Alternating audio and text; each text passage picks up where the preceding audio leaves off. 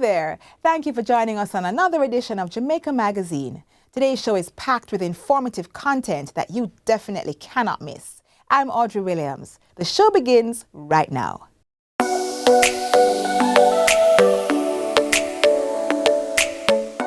To properly carry out a hand rub, apply a palmful of the product in your cupped hand, covering all surfaces. Rub your hands palm to palm. Rub your right palm over the back of your left hand with interlaced fingers and vice versa. Rub your hands palm to palm with fingers interlaced. Rub the back of your fingers to opposing palms with fingers interlocked. Rotationally rub backwards and forwards the clasped fingers of your right hand in your left palm and vice versa. Once your hands are dry, they are now safe.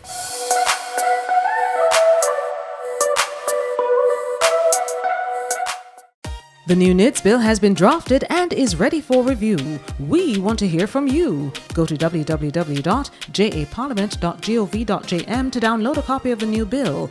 Join the conversation. Make a written submission to Clerk to the Houses, Gordon House, 81 Duke Street, Kingston, or via email clark@japarliament.gov.jm. We have extended the time to the 15th of February. Join the process. Let your voice be heard.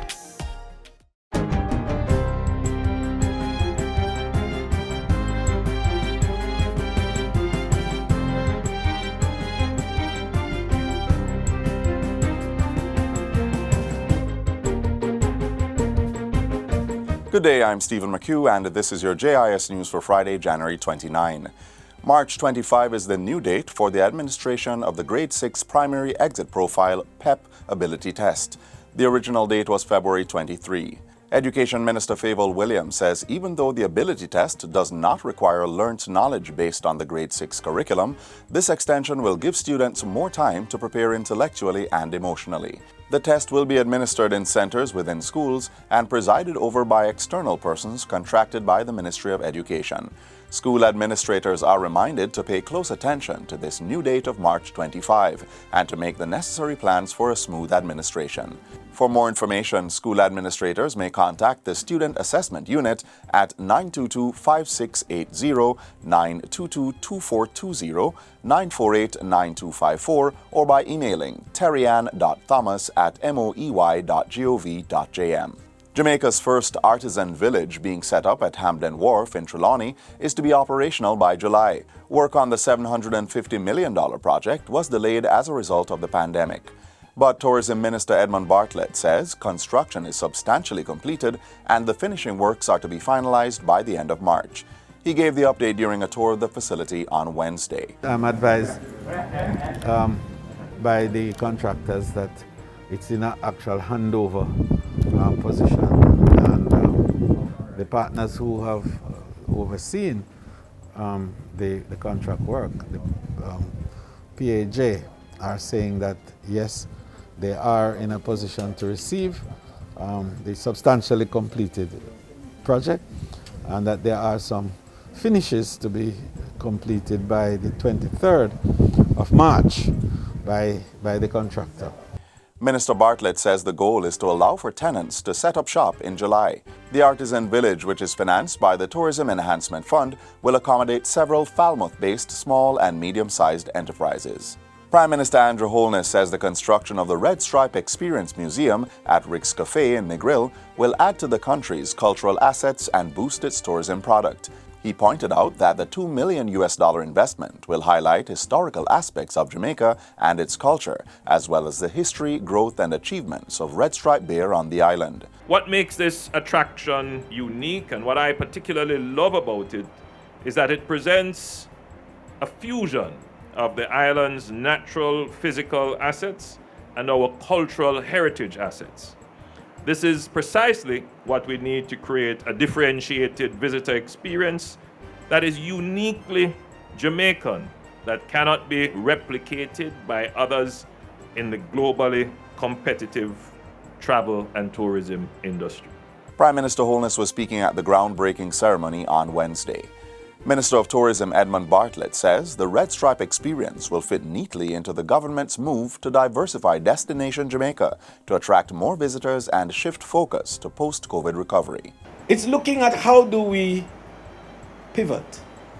How do we become adaptive? How do we build resilience in the presence of adversity to come out of adversity thriving? Not just surviving, but thriving. And I believe that this is a feature of what is making Jamaica a destination that is appealing to the world today, that despite what is happening, investment is still happening. In other news, the Heart Foundation of Jamaica is urging Jamaicans to get screened for heart disease based on the adverse effects COVID-19 could have on the organ. Chairman and consultant cardiologist at the Heart Foundation, Dr. Andreen Chung, says studies have shown an increased risk of cardiovascular disease in patients with COVID-19 infection. We don't understand all the mechanisms yet, but certainly it seems that there is direct invasion of the heart muscle by the virus. And in autopsies of people who have unfortunately died from COVID-19 infection, viral particles are found in the heart muscle. Dr. Chung was speaking at a recent JIS think tank. She says the physical stress of COVID-19 creates an increased demand on the heart and cardiovascular system, leading to an increased risk for heart attack, stroke, heart failure, and damage to the heart muscle. Also, we have found in COVID-19 that there's a greatly increased risk of clotting in the blood vessels. And this, of course, can lead to blockage of blood vessels and the classic type of heart attack that we see in patients otherwise. February will be observed as Heart Month under the theme COVID and Heart Disease. The Agriculture Ministry is taking steps to further regularize former sugarcane lands at Parnassus, Trelawney, which are currently occupied by informal settlers. The move is in keeping with the government's drive to ensure that agricultural lands are used for farming and other developments. While touring sections of Trelawney last Friday, Agriculture Minister Floyd Green said the ministry was in talks with the Housing Agency of Jamaica to provide homes as well as reserve areas for agriculture. Part of what we are doing on all the lands we have is that where there are small pockets of informal settlements on our primary cultural lands, we're going to have to say to those people that you will have to find other accommodation, and we understand that we will have to make some provisions for some of those people. So we want the development to be completely comprehensive, to take that into account, so we can have some spaces so when relocation is to happen, it can happen seamlessly. Minister Green says greater effort will also be made to leverage the number of agricultural lands that remain unused across the island. He says the aim is to put these properties into the hands of persons who are serious about production. We've also taken over 2,000 acres and provided it to the all-island sugarcane farmers for them now to sublease to former sugarcane workers for them to put into active agricultural production. Meanwhile, a partnership has been forged with the National Housing Trust to acquire lands not suitable for housing development so they can be used for agricultural purposes. Minister Green says 1,300 acres of lands have been identified by the NHT, which the Ministry of Agriculture will be taking over. And finally, government's One Laptop or Tablet per Child initiative continues to receive private sector support. Earlier this week, Jack Den Group of Companies handed over a $250,000 check to the Education Ministry. It is to purchase devices for needy students in support of the blended teaching and learning approaches that have been adopted since the global pandemic disrupted regular schooling. And that's it for JIS News Today. I'm Stephen McHugh. Thanks for watching.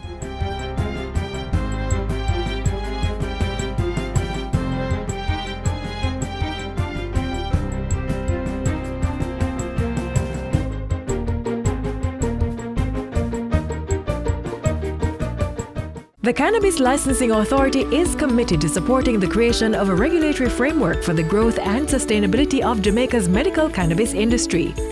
We carefully assess application forms for businesses and individuals interested in becoming partners in the industry.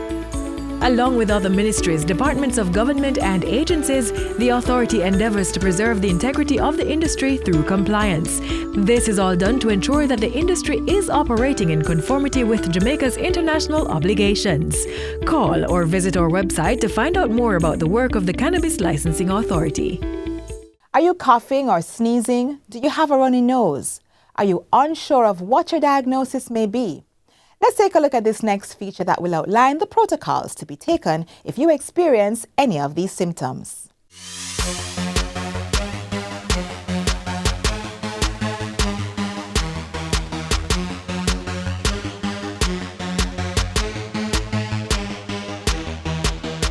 Controlling the triple threat of COVID-19, influenza and dengue is a major agenda item for the Ministry of Health and Wellness.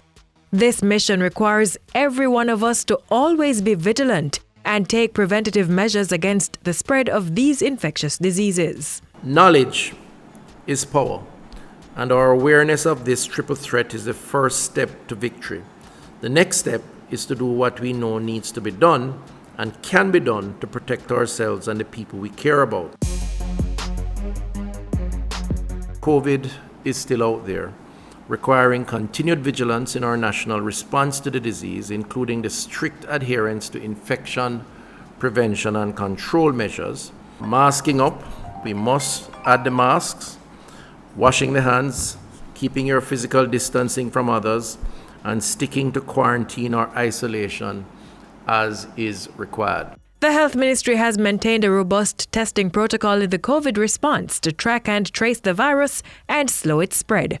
That includes government's approval for some private entities to carry out the gold standard polymerase chain reaction PCR test for COVID-19, as well as the antigen test, which has a quicker turnaround time for results.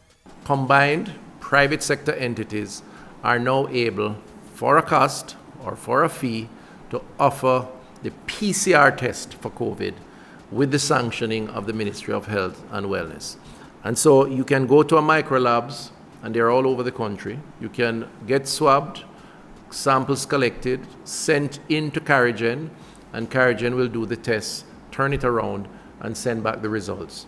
In addition to that, the ministry has also approved Technology Solutions Limited to do environmental testing. And what this means is that this entity, Technology Solutions Limited, is able to go into your company or your home or wherever else in a public space, and they can test surfaces to determine if the virus exists on those surfaces.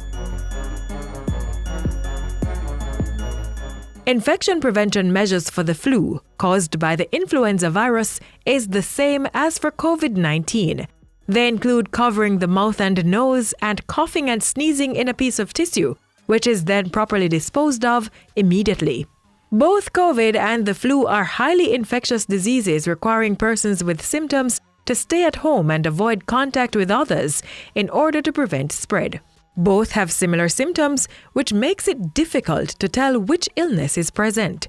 Common symptoms of the two infections include coughing, runny or stuffy nose, and shortness of breath. And so it's very important that as citizens, if you have any of these symptoms, you get checked out by a doctor. And it's also important that you do not panic, but at least get the diagnosis to determine which of the two or indeed the three you may have. Because depending on what you have, your treatment would vary. The flu season begins in November of each year and extends to March. However, it can be longer, starting earlier in October and lasting until May. The government has made 23,000 doses of the flu vaccine available free of cost for the most vulnerable in the population. Persons can get the vaccine at public healthcare facilities across the island. The priority for this vaccine would be healthcare workers initially, pregnant women, children over 6 months with chronic illnesses, non-health frontline workers such as the police officers, army, correctional services, customs, and immigration officers, and transport operators. Institutionalized persons, those in the infirmaries, nursing homes, and the elderly, 65 years and older, and those with chronic illnesses. And indeed, I would say parliamentarians too. Persons or public officials, elected officials who are on the ground in the communities, interfacing with a wide cross-section of the population. They would represent a risk. I would certainly want to encourage those, particularly of a particular age cohort, to seek out, and you can get it done privately, the vaccine, because it certainly will assist in protecting you against the flu. Shorten the duration of any flu-like illness that you may get. The severity will certainly be lessened. The hospitalization will be decreased. What has been shown when we look at what occurred in the southern hemisphere for their winter season, it was shown that persons who received the flu vaccine actually, if they got COVID, their impact of the illness was much less, and they also had less deaths in persons who had received the vaccine. Controlling the population of the Aedes aegypti mosquito, which transmits the dengue virus, is the most potent action to protect against dengue fever, the third tier in this triple virus threat. The mosquitoes are domesticated and usually live in and around areas where people are located. They breed in containers holding water. We're talking about the vase that you keep on the whatnot, or the bucket that you might keep in the bathroom to store water because you don't have running water to flush the toilet, or the leaking pipe under the sink that you put a pan to catch because you didn't get a chance to fix the pipe. All of those things become breeding sites for mosquitoes and ultimately poses a risk to you. The national response to this threat has brought the Aedes aegypti indices to a low level, following government's single largest investment of nearly $300 million in the island's vector management infrastructure. We had in place over 1,244 vector control workers. 222 are permanent, so those are the ones on staff, but we engaged just over another 1,022. Those are still in place, and they have been out in the field doing the work, bringing the messaging, giving out the brochures. We've had 60 new vehicles that have been assigned to the vector control program. 36 of the 60 had vehicle-mounted foggers. We have 76 handheld fogging machines with another 35 in stock. Citizens, meanwhile, are told to constantly monitor their environment for mosquito breeding sites and take action to prevent breeding. Tightly cover our water drums, so secure our water storage tanks. The searching the drums and mosquito breeding sites, including our, all the things that I mentioned earlier. Once you see that little wiggly thing in the water, you know that mosquitoes breeding in it. So, as we continue to take responsibility for our own health and the well-being of all around us, let's get informed and take action to stay safe. Follow the protocols.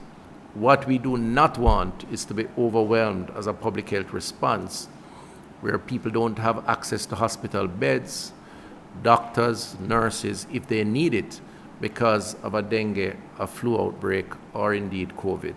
And I think we can do that.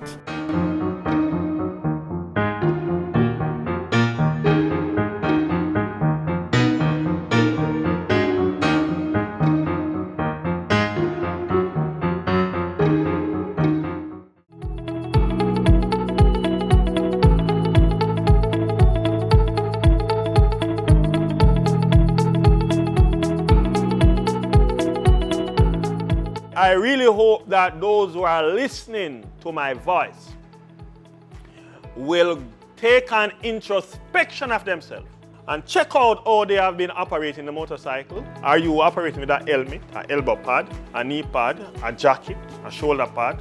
Are you wearing shoes instead of slippers? Have you removed the mirrors from the motorcycles? Obedience better than sacrifice. Do the right thing.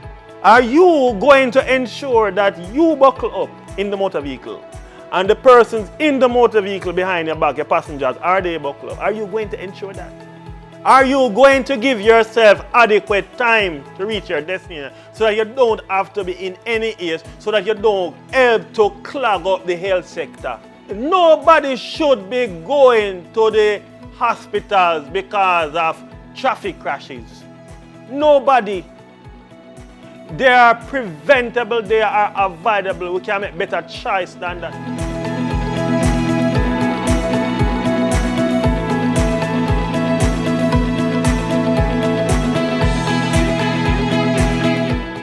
Apiculture is big business in Jamaica. Don't believe me? Then take a look. Apiculture is an art and it's a science.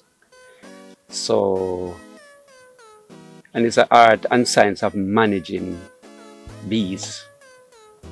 So everything that we do in the hive, everything that is happening in the hive is very scientific. And as beekeepers, we craft the way how we manage the bees. So every beekeeper that you speak to, they will have a different approach to different aspects of beekeeping.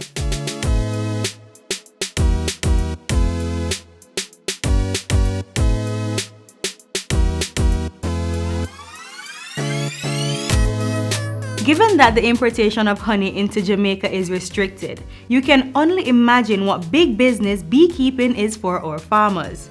They have expanded from just providing honey for citizens and have moved on to creating many different byproducts. But have you ever wondered how you can get involved and have your share of the sweetness? For you to be a beekeeper, you have to develop certain comfort in dealing with this thing, which is not a maybe when you're a beekeeper in Jamaica. It is a must. So every time you get a sting, it becomes irritating to you. But then because we love what we're doing, we don't pay much attention to the irritating part. We're more focused on what we're doing, and we know that at the end of the day we're going to get honey. And when we get honey, we can convert that to money. So for us in St. Thomas, from time to time we have projects, and quite a few of the persons in St. Thomas who are beekeepers, they start out benefiting from projects that would have beekeeping components.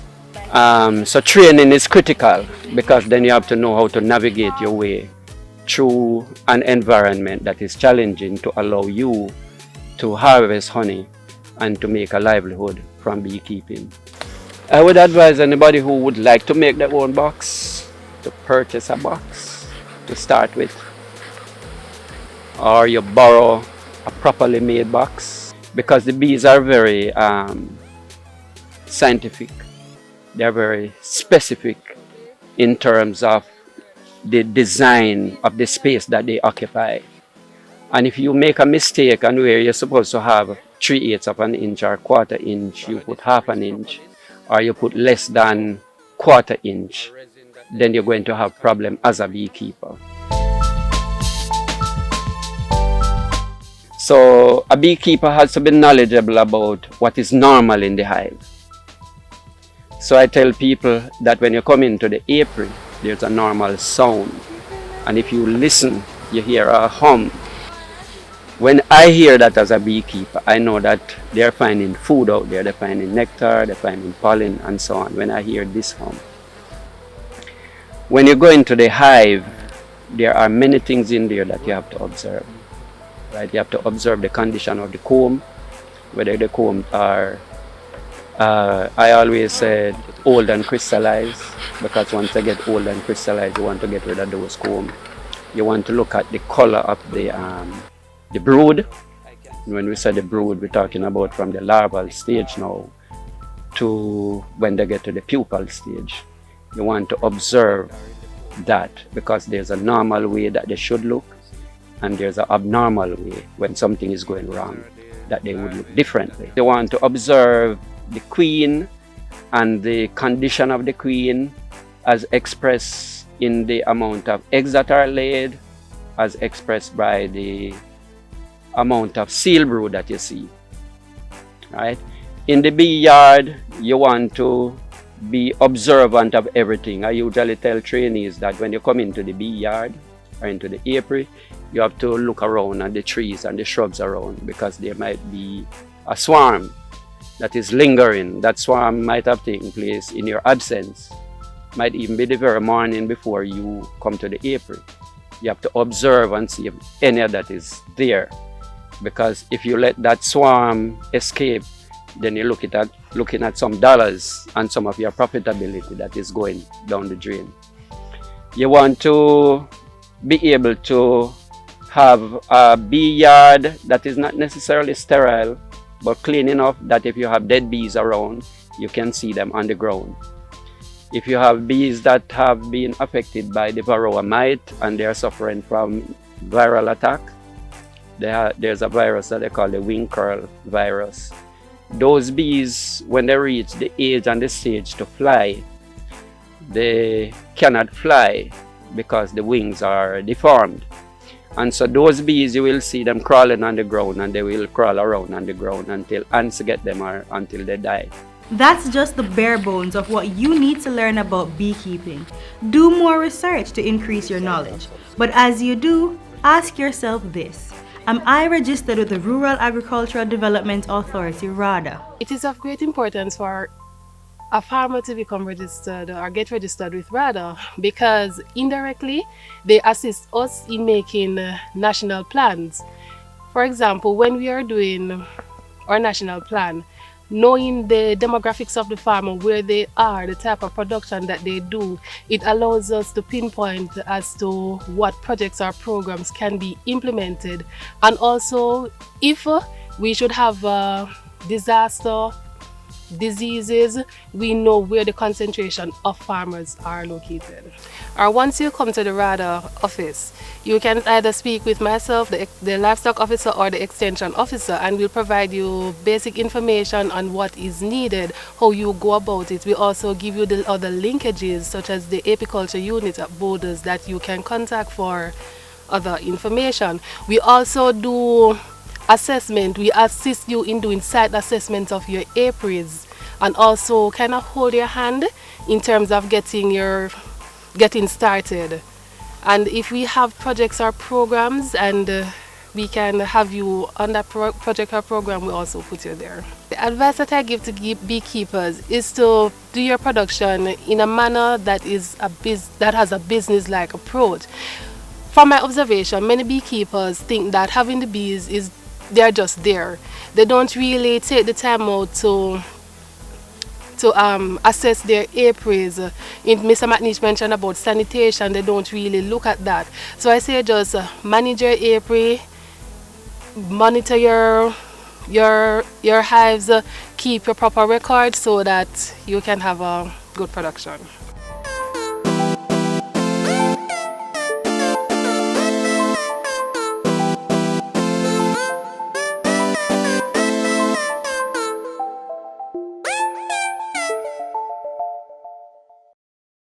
The Disabilities Act will protect the rights of all persons with disabilities. And here's a great teaching moment.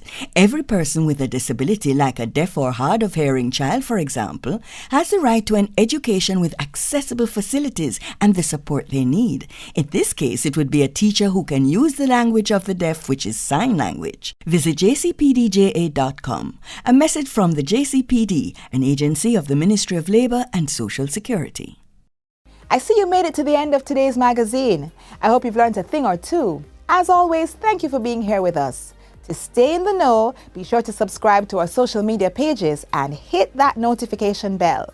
Also, visit our website at jis.gov.jm. I'm Audrey Williams. What good?